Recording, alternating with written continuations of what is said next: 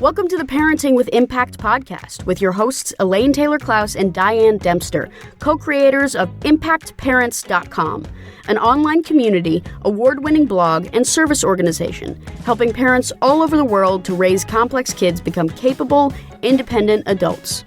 Hi everyone, Elaine and Diane here, and we know that you want your complex kids to grow up to be happy and independent, and yet you're not always sure how or when to help with that. In this podcast, we'll encourage you to collaborate with all kinds of complex kids and support them in navigating life and learning. And we'll interview leading experts from around the world, as well as parents in our own community, talking about how training for parents actually helps these complex kids. We'll talk about the issues we hear parents struggling with all the time and how a coach approach can support and empower your amazing young people. We won't tell you what to do. We're going to help you figure out how. So let's move on to the next conversation. Welcome back, everybody, to another conversation in the Parenting with Impact podcast. I am really excited for this conversation because today's guest is my friend, my cousin, Rosalind Wiseman, and we've been talking about doing this podcast interview for years, so I'm super excited to finally have our schedules align and welcome you to the show. Ros, thank you for being here. Thank you very much for having me. So we had a little pre-conversation to talk about what do we want to talk to you guys about. And we start by asking the question, Ross, how did you get to be coming to do the work that you do around parenting and awareness and social development and all of that amazing work that you do in the world? Well, I started off in my 20s on trying to understand social dynamics with young people and the impact that social dynamics had on their sense of self and also the decisions that they made. And it was a long time ago. So basically it was what we call social emotional learning now. But I've always concurrently been on this journey to be able to figure out why the way in which adults often, with the best of intentions, even with the best of intentions, when they talk to young people, how we so often speak to them in ways that actually exacerbate the problem, and that kids don't want to listen to us or feel like we're patronizing them, that we're not understanding their lives, but giving advice without context. And I've always wanted to understand why adults struggle so much in their communication with young people, and then what we can do better so that the wisdom that we do have can be communicated more effectively with young people. Yeah. Yeah, you can see me smirking if you're watching it on YouTube, because it's like, that is so much what we're all about. It's not what we say, it's how we say it. It's what's behind it. We bring such a heavy load to our conversations with our kids sometimes. Absolutely. What's so amazing to me is that we so often, and parents get this advice from people like me, and schools definitely are about this too, that we so often create strategies that we think should motivate young people, but actually don't. And we keep doing the same thing. And we say this very non-curious question, like, why does this keep happening? Or why is this kid back in my office? Or why am I doing it? Right. And we actually don't stop and say, wait a minute, what is the question here? I need to actually ask the question, why do I continue doing things that don't work? Yeah, it is amazing. Like, we keep hitting our head against the wall and expecting a different outcome. And I'm struck by when you first started doing this work, it was pre-internet, wasn't it? It was. And so we had AOL AIM, kind of instant messaging kind of stuff. But no, it was before all of that. Right. And so I'm curious what you've noticed. The time immemorial issue of parents talking at their kids, that's not a new issue. Curious if you've noticed how it changed with the advent of technology and the internet. Yeah, there's so much right now because of Jonathan Haidt's book, The Anxious Generation. There is so much about controlling young people's social media and also specifically controlling their phones. Next year, schools, if they, some of them have already done it, but there's going to be this run, I'm sure there already is actually, on getting this pouches where you put the phones in the pouches so that kids can have less cell phone usage during the day. And technology has always been a complexity for young people, and it has definitely ramped up all of the things that we are dealing with young people and their mental health. But mental health, young people's mental health, their ability to facilitate and manage school is a very complex animal. And is so important to understand, for example, when we are talking to young people about technology, that we do so in a way that really respects their experience about it. Because right now we're actually in a place where we are trying, there's been a huge push to control young people and to control so much about their lives, including privacy, including the decisions that they make about a lot of different things. And so there's huge effort right now to just really dominate young people's lives. And that's coming from schools, it's coming from all different kinds of places. And young people it's part of their development to be able to create their own individual selves.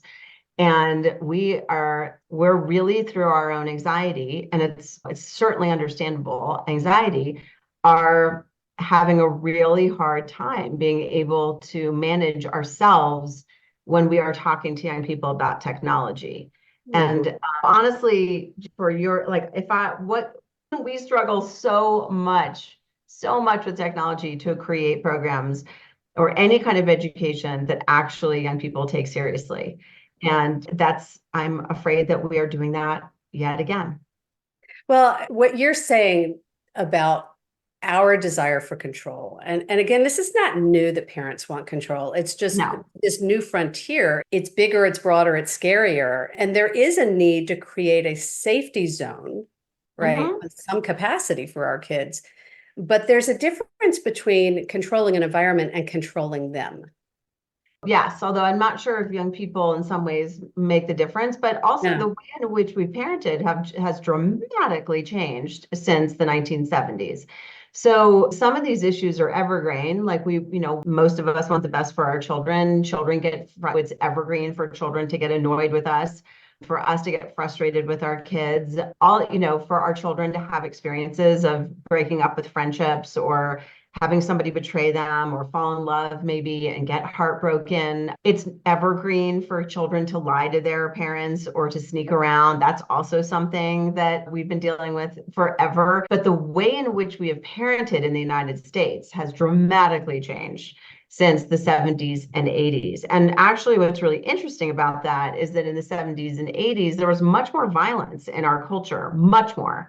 And ostensibly for young people, like their actual experience is less violent. But when we get to their feelings, for example, and I would never disagree with children about their feelings or anybody, but the feeling that young people have, for example, about school shootings and the propensity or possibility of it coming into their school, that's their feeling, and it's the anxiety that they are bringing to school. And so you can't argue that feeling of anxiety. That's a real feeling. And so the world in which we are living is so incredibly different based on literally the perceptions that we have. And one of the results is that parents are much more controlling and want much more information about their children at all times. So two different directions to go. And I want to talk about parents over engagement, maybe. Mm-hmm. Before we go there, let's go back to, because you're saying that the world is dramatically less violent than it was in the 1970s. And I know there's some groups, yeah. But I know the parents are going to hear, but what about Fortnite, or what about the school shootings? That wasn't something that we were worried about with kids in the 70s. Sure. So in what ways are you referencing that? So if you look at, I forgot the name of the book. It just popped out of my head. But when we were growing up in the 70s and 80s, and we had a lot more freedom to our movement, right? Our parents would have to go long times without knowing where we were because we were in the neighborhood, right? We were somewhere in the neighborhood, we were playing, we were whatever. At the same time, violent crime and actual violent crime was way, way higher at that time. And yet our parents had most of our parents didn't even think about the fact that we were out and about and they didn't know where we are. So as generations as we've gotten through the decades of the 90s, 2000s, and now, is that the amount of control and feeling that parents need to know everything about their children. That's the first thing. Second thing is that they need to solve any problem that their child has. And also that they can't ask for help. One of the things that's so important about what you do is that in this desire in the last couple of years, and it was connected to politics, about parents are the ones that know best about their kid, right? They are the ones, the only ones who will know the best for their child. I'm not sure if that's true, because as a parent myself, sometimes our love makes us so anxious that we cannot see straight and we can't be the person that our child needs us to be. And we have to depend on people who have seen children and all different, who keep seeing all different kinds of kids and can see like how your child fits into the spectrum of things, or be able to say to you, hey, this thing that we're seeing right now, it's a concern, but it's a concern that, I've seen before. It's a pattern. Let me explain to you how to get help. All of those things. But as a parent, because you don't have a lot of experience in the whole gamut of children and adolescent development and childhood development, it's really easy to look at your child, understandably, and say, oh my gosh, this is like the most horrible thing that's ever happened. So and the thing I'm so worried about, and I have so much empathy for parents about this, that in this thing of saying, well, parents know their children best, there's also this really dark side of that, which is, so if you don't, then there's something wrong with you. Mm-hmm. Yeah. And it is such an impossible bar for a parent to meet, that they know their child the best, know what is the best help, that is the help that's going to work. And also this feeling of, if you need to go get help, then there's something wrong with you. Yeah. And that is just so far from the truth. I've had many moments as a parent that it was very clear to me that my love was my love and focus on my child stopped me from being able to help them in a way that was helpful to them. And it was imperative that I find people who were experts in the field to be, and also love them, like them, know them, but were not their parent, and could be able to help them in a way that that they could listen in a different way than they would ever be able to listen to me. So there is, and you're speaking to two things. One piece is that it's imperative to have other adults in your kids' lives whom you can trust. And then the other thing I hear you saying, and this is the reason I got into do this work, is because I was doing everything the experts were telling me to do. And with my complex kids, it wasn't working. And so then I was beginning to feel like a terrible parent and because I was doing what they said to do, and it wasn't the right thing for the kids that I had. And so learning how to be in conversation with yourself as a parent, to have some resources to help you talk through, what are the decisions I want to make? How do I want to be with this? That's what I hear you speaking to when we talk about asking for help, it's not abdicating. It's giving yourself a structure or a way to really think through, how do I want to parent around whatever this issue is, right? Yeah. And my child had said to me especially when they were teenagers, that just my presence was intolerable to them. And when you think about it, it's really because of the intensity of the relationship. And especially if your child struggles with social skills, and social skills are hard to have no matter what, in the process of adolescent development, child development and adolescent development, is how to do these things, which are really hard, like how to join a group when you're new to the group, how to recognize when maybe you've done something that's not great, so you need to apologize and also smooth things over, or how do you take responsibility for yourself when you've made a mistake, or how do you advocate for yourself when somebody is running all over you? Because we often, for kids all over, we learn that we need to maintain relationships no matter how we are treated in those relationships. So childhood and adolescent development is all about how we navigate groups. And that is going to be super, super bumpy at the best of circumstances. If you struggle with it, if you have a hard time understanding cues that people give, you're moving so fast that you just don't understand what's going on. Or maybe it's so important to you to say something funny to the rest of the kids in the class. And so you say something funny, but the teacher is there, or it's inappropriate, or you don't recognize or pay attention to the fact that there's a class going on, and then you get in trouble. And this is the 5th time this has happened, and everybody's really frustrated with you, including your parents. we need to have people who really understand like what is the motivation for that child to do that? And Right. also, how do we move it so that and show this child what's a different kind of way to be that also meets the needs that they have, which are incredibly important.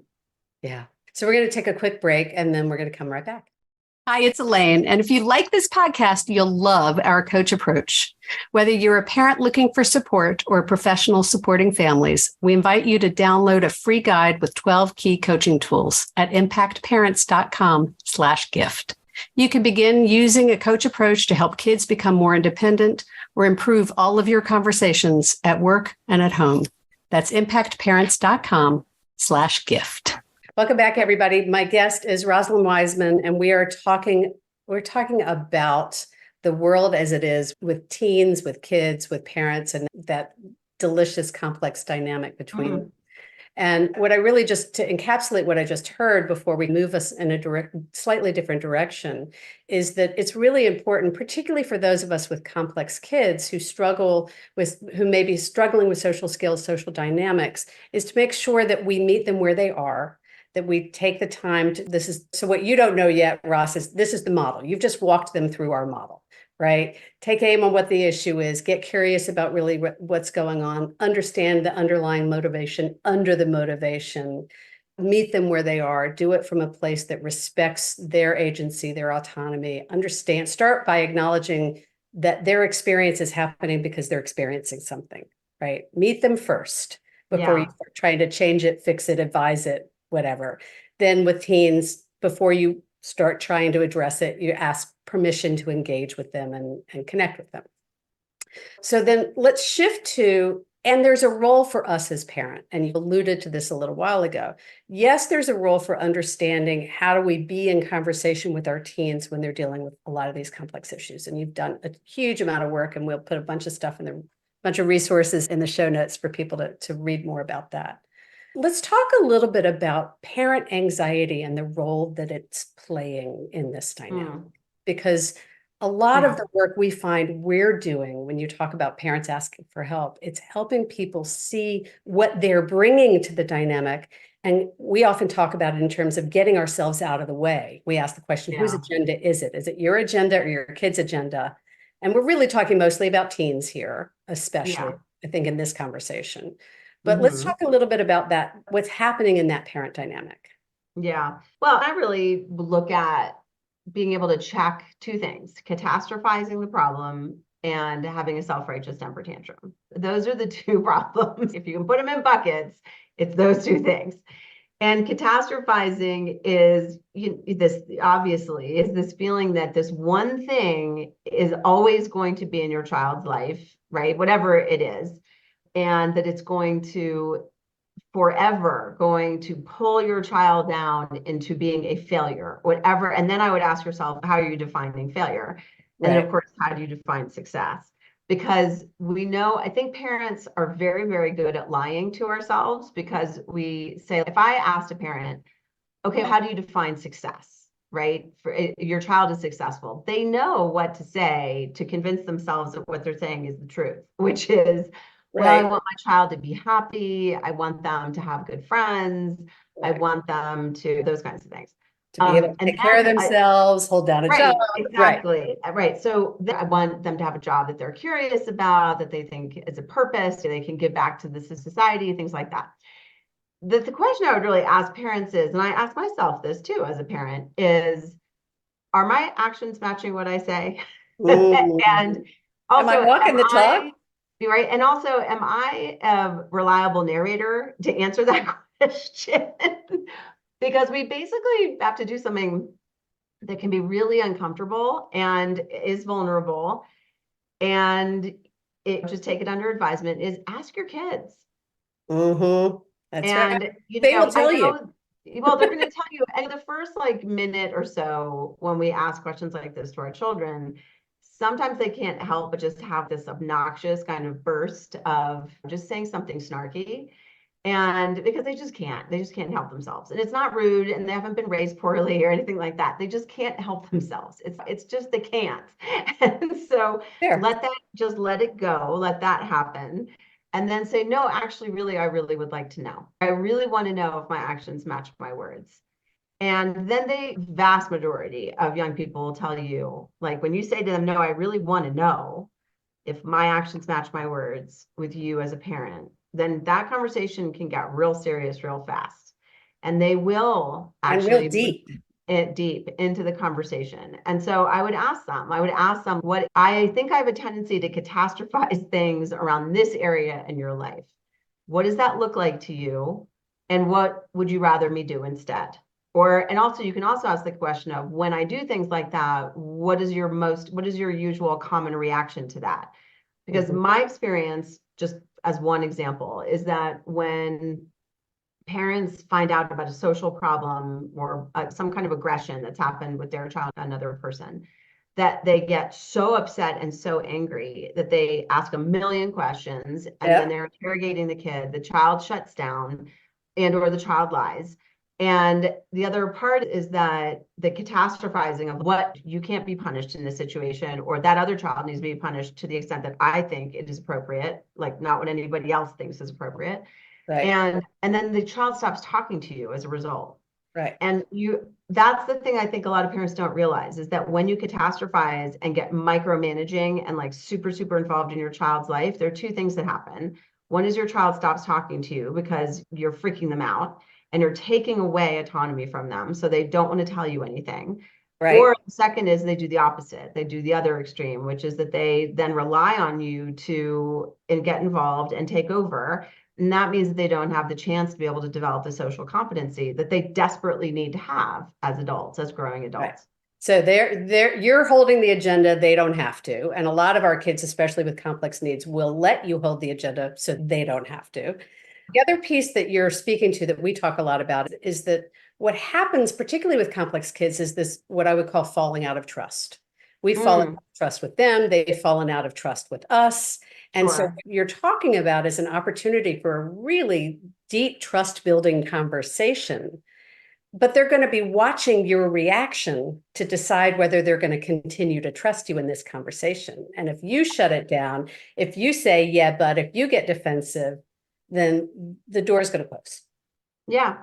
And I think the blessing with our children, though, is that we can be defensive and we can say things that are really not helpful. And then my experience with this is that if you go back to, and I've done this with young people that I've worked with a lot and my own children, but I've certainly done this with kids that I work with too, is that I make mistakes. And I've been sarcastic, I've been snarky, I didn't follow through on some things that I should have. I catastrophized something, I took something personally, right? Just to name sort of the list. And to be able to go back to a student or to this young person in your life and say, okay, really, really thought about what happened yesterday, for example, and I did not show up as the person that I wanted to with you. And like when I said X, that was wrong. I'm really sorry. Now, the thing that I think that parents get really caught up in is that they think they have to have this really long conversation about that, or the child is like the only way to define success in that conversation is the child saying, oh my God, like, thank you so much for telling me that. And, they could literally, I've had students who look at me and go, yeah, I have no idea what you're talking about. Right. And because they don't want to admit it in that moment, maybe they forgot about it, but really actually is that they, for the most part, like the majority of time, they do know exactly what I'm talking about, but they don't want to talk about it because it's too weird to talk about it with an adult like that. And so they say, I don't know what you're talking about. And it doesn't mean that what you've done doesn't matter. It is you as an adult in your position of respect. And your position is you are expressing generous authority, which is you are expressing your power your authority for the benefit of others. And I think that really can build back trust when you have these moments of falling out of trust. Yeah, I love it. And I'm going to put some links in the show notes to some of the things that we teach that reinforce that are skills for doing exactly what you're doing, clean the slate conversations and breadcrumbs and that kind of thing.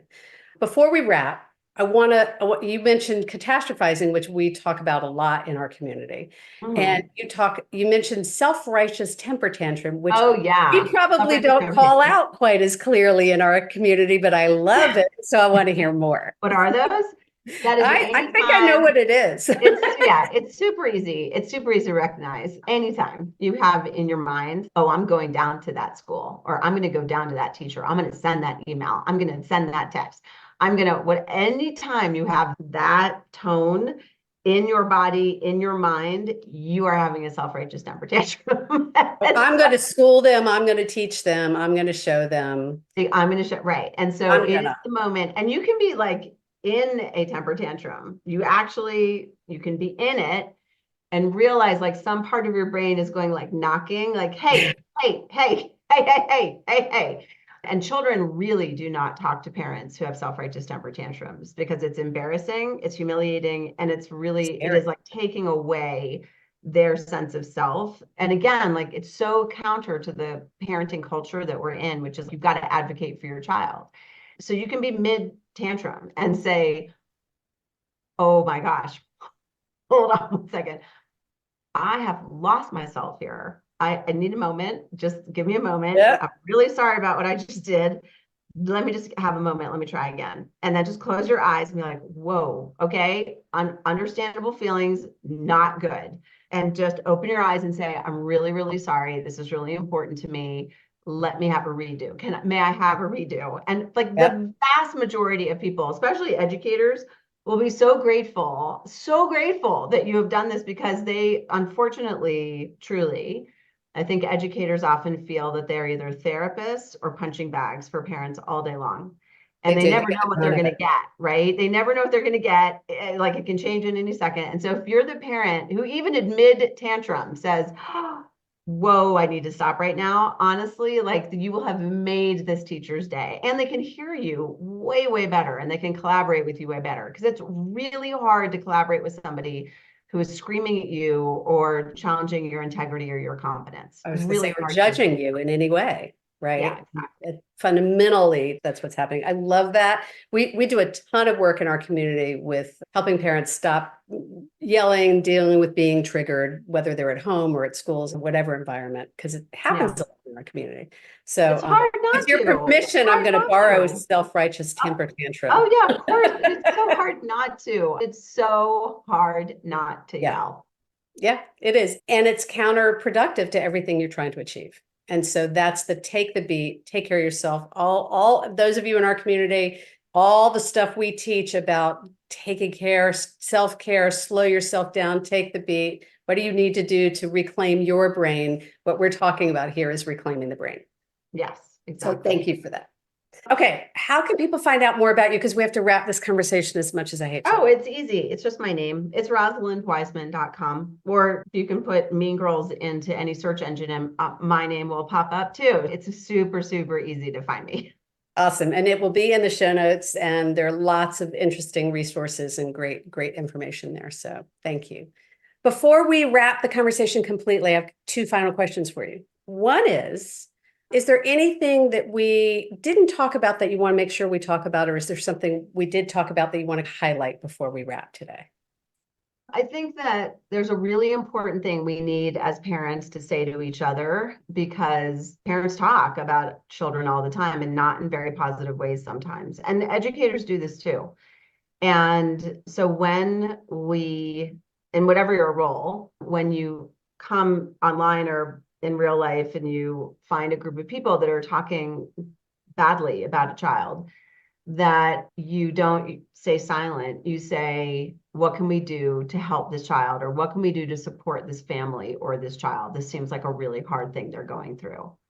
And I really, really would like people to do that, because that would fundamentally change the way that a lot of our schools and communities run, right? Instead of gossiping and thinking the worst of each other and then letting those stories just out to the air without stopping, is that we actually take responsibility and say, what can we do to support this child? What can we do to support this family?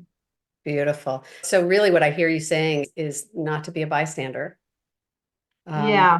Bystander is not ally. a word. Yeah. Bystander is not a word I use with young people because they don't like it, but yes. But you're talking to adults here. Yeah. I'm talking about adults. Yes. Yeah. And there's that tendency that we have we talk about what are the frameworks we teach parents? Is it naughty or neurological? If it's naughty, you're going to treat one way. if it's neurological, you're going to respond by saying, not how can he speak to me rudely that way, but wow, he's having a hard time being respectful right now. How can I support that? Yeah. And so that's what I hear you bringing is this framework of how can I support? Yeah. What can we do differently to support these kids? Yeah, exactly. Thank you. So before we close, do you have a favorite quote or motto that you want to share? Yeah, my favorite quote that I live by is dignity is not negotiable. Love that. I really, my whole foundation of my work is based on understanding the difference between respect and dignity. And that respect is often a word that is misused, especially with young people. And it really denotes power and power differences instead of, you have to show respect to people that you don't, because that person in a position of respect is taking away the dignity, the inherent worth of someone else. And so for me, I very much feel, because I work in education, I work in all different kinds of ways with people in positions of authority. And I think that dignity is a base level that just you don't go below, that you always treat people at the sense of worth, but that respect can be earned and lost. And I think those two things, and we usually combine those two words and think of them as the same thing, and they're really not. And so for me, dignity is not negotiable is absolutely part of my foundation. Beautiful. I love that. And it's a beautiful way to frame it, that respect can be earned and lost as trust can, but dignity is non-negotiable. Beautiful. Yep. Ross, thank you. Thanks for all that you've done for your world, for all of us in the world that you've lived, for whatever you're going to do as you move forward in it. Thank you for the work you do in the world. You are so welcome. Thanks for having me. And for being here. To those of you who are listening, take a moment and check in with yourself. What are you taking away from this conversation? What are some of the nuggets you pulled? What's a clear insight to you from this conversation? What's your aha that you may want to take forward with you into your week this week? And as always, thank you for what you're doing for yourself, for your kids, thinking about it, being in conscious conversation with yourself about how you want to be as a parent or a professional.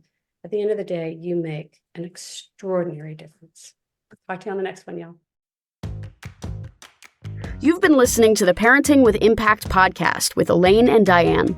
For more information on the Impact Parents community or to join Sanity School for Parents, please visit impactparents.com. If you like what you've heard, please share this podcast with friends who need similar guidance and subscribe wherever you listen to podcasts. For the essentials of Elaine and Diane's coach approach to parenting, download a free tip sheet at impactparents.com/podcast. Behavior therapy training for parents is actually recommended as a first-line treatment for complex kids. For information about Sanity School, our training program for parents or teachers, which has helped thousands of families around the globe, visit impactparents.com/Sanity School.